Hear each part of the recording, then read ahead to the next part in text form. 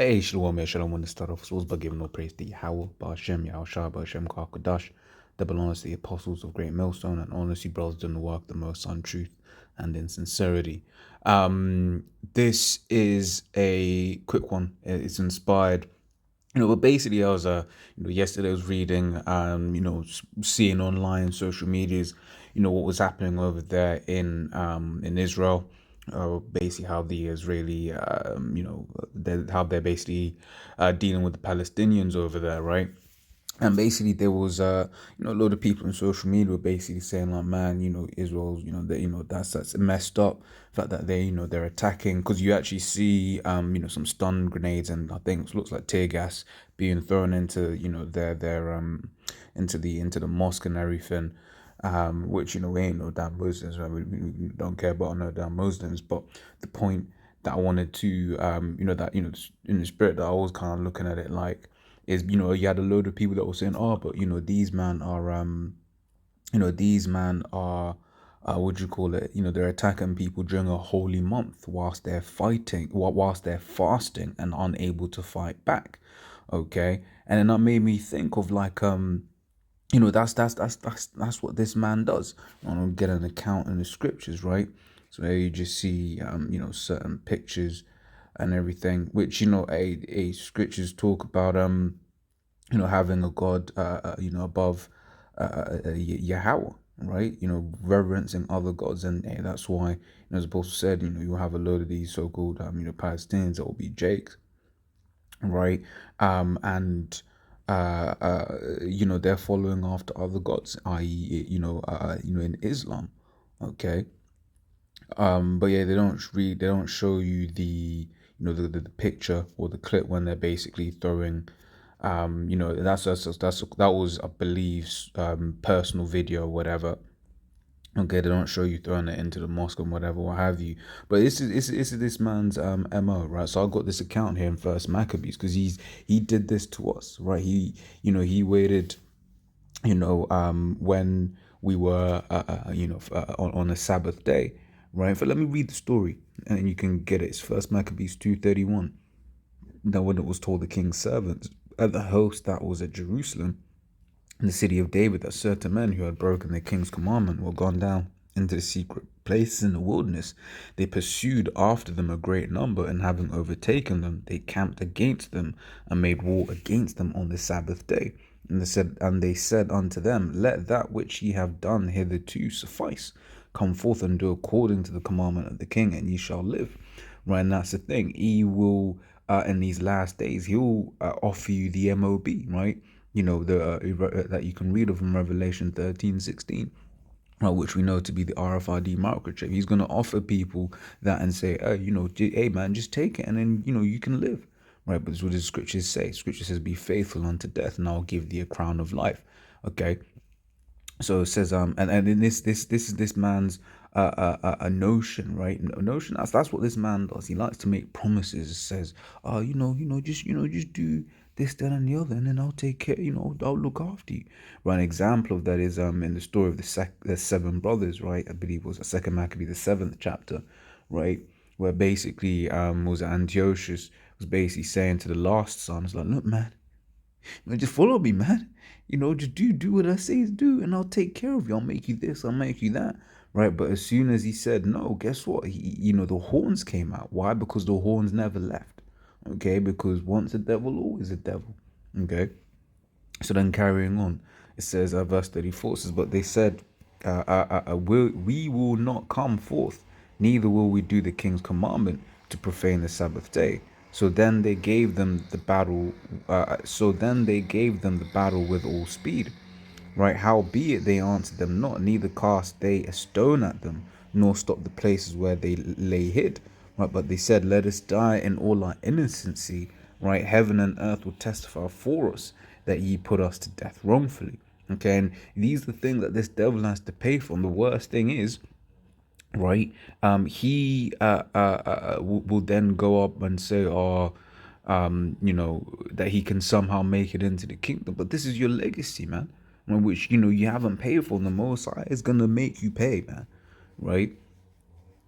So it says so they rose up against them on battle So they rose up against them in battle on the Sabbath, right? It says, and they slew them with their wives and their children and their cattle to the number of 1,000 people. So these guys just straight massacred 1,000 people, these devils. Well, it's the same spirit again. Okay, here it is, you're fighting people on a day when they can't, defend themselves, this, that, and the other. Which once again, we ain't, backing none of this, Ramadan nonsense, right? Hey, we're Hebrew Israelites, but right, the perpetrator to both attacks is the same. That's these Edomites, man. Right, despite the fact they'll call themselves Israelis, right? Those are Edomites, man. They're Amalek much more so, right? The chief house of Edom, right? And I wanted to grab this as well while I remember, because what you actually see, if you look for a clip, you see them celebrating when they basically see a smoke coming out the compound, right? You see the from the point of the Amalekites. In fact, let me try find it real quick for you. All right, so yeah, you see, right, and when you watch, uh, uh, when you watch the full clip, you see these guys just dancing and they're dancing like, wait, this, that, and the other, right? Critics wrote scathing posts of how they were dancing as the Temple Mount was burning, right? And this is, what do you call it? This is this man's MO, right? These man are the devil. Okay, and what I wanted to get was you're saying, because last time I did the video, geezer started bloody lawnmowing outside as well. Where were we? Was talking about this. You say it, man. Who are you talking about?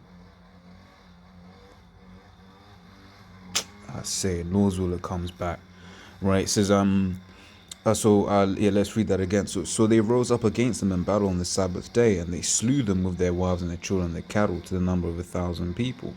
Okay, so these guys just straight up massacring them, man. Okay, now when Mattathias and his friends understood the hereof, they mourned for them right sore. Okay, it says, and one of them said to another, if we all do as our brethren have done, and fight not for our lives and laws against the heathen, right, they will now quickly root us out of the earth.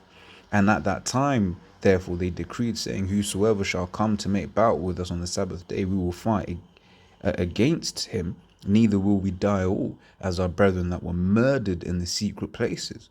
Right, then came there unto him a company of Assyrians, who were mighty men of Israel, even all such as were voluntarily devoted unto the law.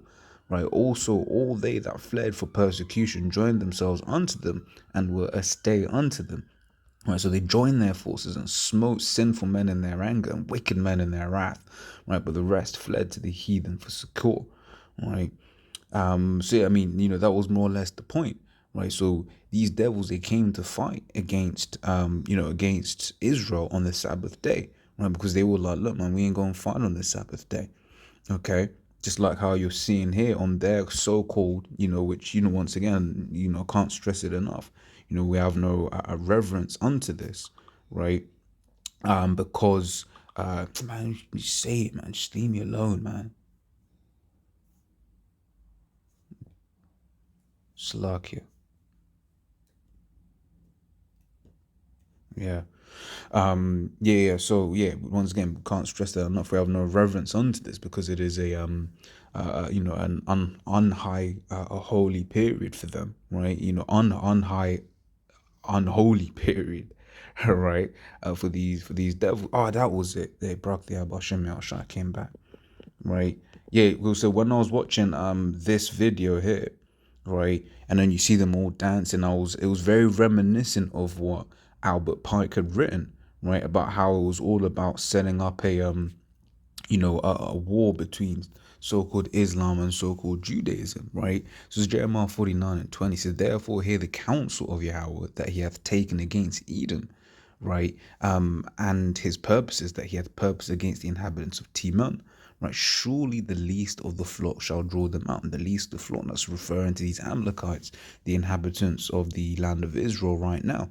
Okay, they're the least of the flock, and we know that they're going to do something, right? That's basically going to bring this world up into this third world war, which the third world war ain't going to come until after the the mark of the beast is pushed out into the world.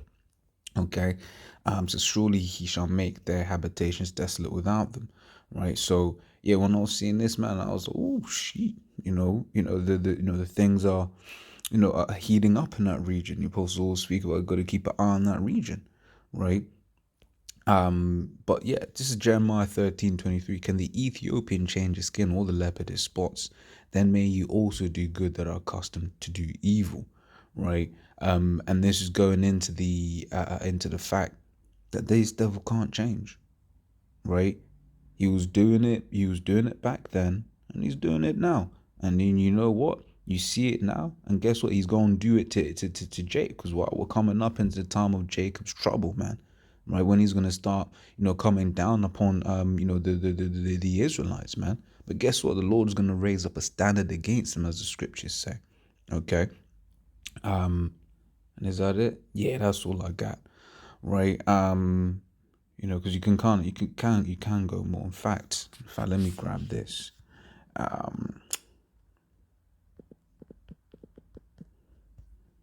Right.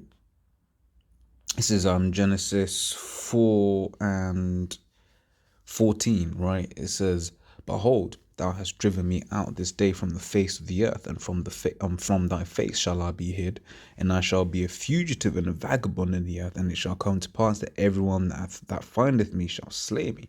Right? And the Lord Yahweh said unto him, "Therefore, whosoever slayeth Cain, vengeance shall be taken on him sevenfold." Right? And Yahweh set a mark upon Cain, lest any finding him should kill him. Right. You look at uh uh you look at these devils, right?